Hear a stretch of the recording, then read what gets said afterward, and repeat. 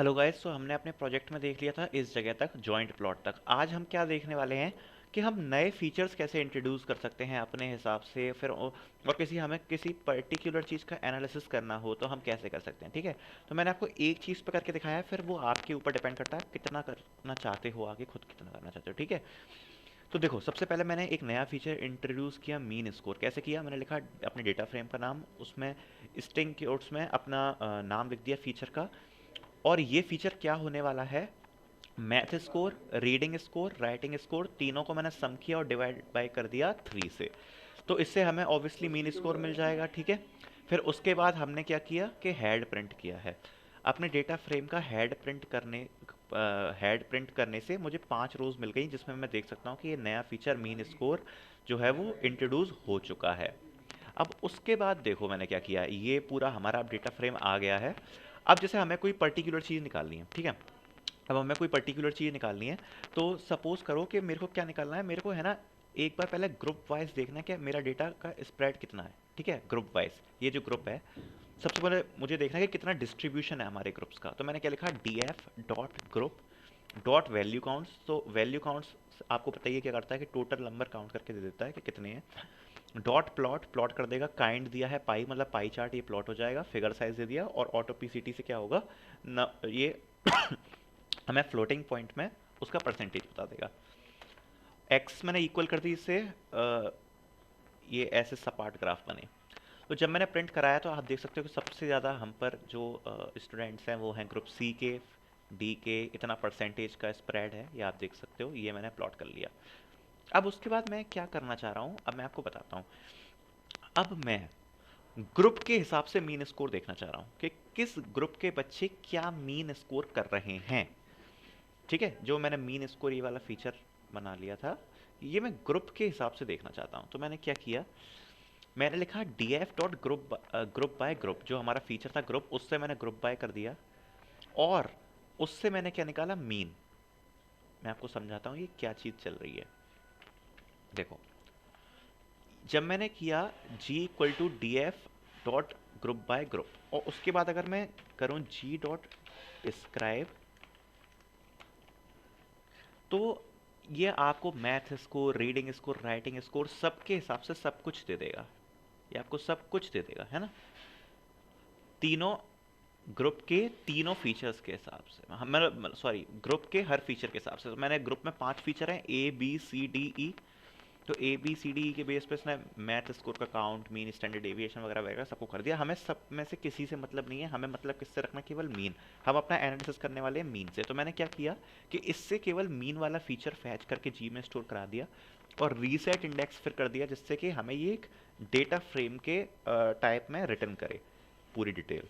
जब मैंने इसको एग्जीक्यूट कराया, और अगर अब मैं अपने जी को देखूं, तो आप देख सकते हो ये कुछ ऐसा दिखेगा। ग्रुप ए ये लिखा है, ग्रुप बी ये लिखा है, ग्रुप सी ये लिखा है, ग्रुप डी, ग्रुप ई। अब ग्रुप ए के मैथ स्कोर का मीन इतना है, ग्रुप बी के मैथ स्कोर का मीन इतना है, ऐसी ग्रुप ए के रीडिंग स्कोर का मीन इतना है, डी का। तो आप देख सकते हो कि छोटी सी कोडिंग से हमने कितनी बड़ी चीज़ फैच कर ली है। ठीक है, सो आप समझ गए होगे क्या किया हुआ है मैंने। फिर उसके बाद मैंने क्या किया कि इंडिविजुअली ग्रुप के हिसाब से स्कोर्स निकाले, मीन स्कोर। अब मैं उसको एक बार प्लॉट करके देखना चाहता हूँ, विजुलाइज करके। तो जब मैंने लिखा जी डॉट प्लॉट काइंड बार, और एक्स एक्सेस पे मैंने दे दिया ग्रुप, तो आप देख सकते हो एक ब्यूटीफुल सा हमें विजुलाइजेशन दिख रहा है। और इस विजुलाइजेशन में हम देख सकते हैं जो A B C D E ये ग्रुप्स हैं। इसमें अगर मैं देखूं तो जो मैथ स्कोर है वो ब्लू से रिप्रेजेंट है, रीडिंग स्कोर ऑरेंज से, ग्रीन से राइटिंग, और मीन स्कोर रेड से रिप्रेजेंट है। अगर मैं देखूं तो आप क्लियरली सी कर सकते हो कि जो ग्रुप ई है वहाँ परफॉर्मेंस काफ़ी अच्छा है, आप देख सकते हो सबसे ऊपर जा रहा है। ठीक है, और बाकी भी आप इस ग्राफ को देख के काफ़ी चीज़ें पता लगा सकते हो, है ना। सो ये हम ऐसे कर सकते हैं। और जो सबसे ख़राब परफॉर्मेंस दिख रहा है वो हमें दिख रहा है किसका, ग्रुप ए का। ठीक है, सो मैं अपने जी को देख लेता हूँ, वो कुछ ऐसा है, आपको पता ही है। अब अब देखो मैं क्या करने वाला हूँ। हमारा जो डेटा फ्रेम था, मैं आपको समझाता हूँ।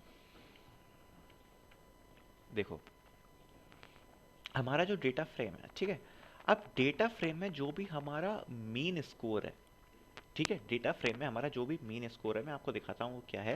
अगर मैं df डॉट हेड करूँ, सो ये हमने मीन स्कोर का कॉलम इंट्रोड्यूस किया था। तो इस वाले कॉलम को मैं अब कैसे सॉर्ट करने वाला हूँ, मैं इसको है ना, मैं इसको सॉर्ट करने वाला हूँ। इसको मैं सॉर्ट करने वाला हूँ जिससे सबसे हाईएस्ट स्कोरर नंबर 1 पे होगा, फिर हायर, क्योंकि मैं अब जो टॉप 20 हाईएस्ट स्कोरर हैं उन पे एनालिसिस करना चाहता हूँ। ठीक है, तो मैं कैसे सॉर्ट करूँगा मीन स्कोर से। तो मैंने क्या किया, अगर मैंने लिखा यहाँ पर, अब आप देखो df डॉट सॉर्ट वैल्यूज, तो ये सॉर्ट कर देगा बाय मीन स्कोर, असेंडिंग कर दिया फॉल्स, और डॉट हैड 20, जिससे ऊपर के 20 रोज हमें ये रिटर्न करके देगा, जिसको मैंने df न्यू में स्टोर कराया। फिर मैंने df न्यू की 5 रोज प्रिंट करा के देखी हैं, तो आप देख सकते हो इसने बिल्कुल सही हमें चीज़ रिटर्न करके दी है। टॉप स्कोरर के हिसाब से इसने हमें ये सॉर्ट करके दिया है। सो यहाँ पे आप देख सकते हो मीन स्कोर 100 100 100 99। अब मैं इन पे एनालिसिस करना चाहता हूँ, तो मैंने क्या देखा सबसे पहले कि किस ग्रुप के बच्चे सबसे ज़्यादा हैं टॉप 20 में।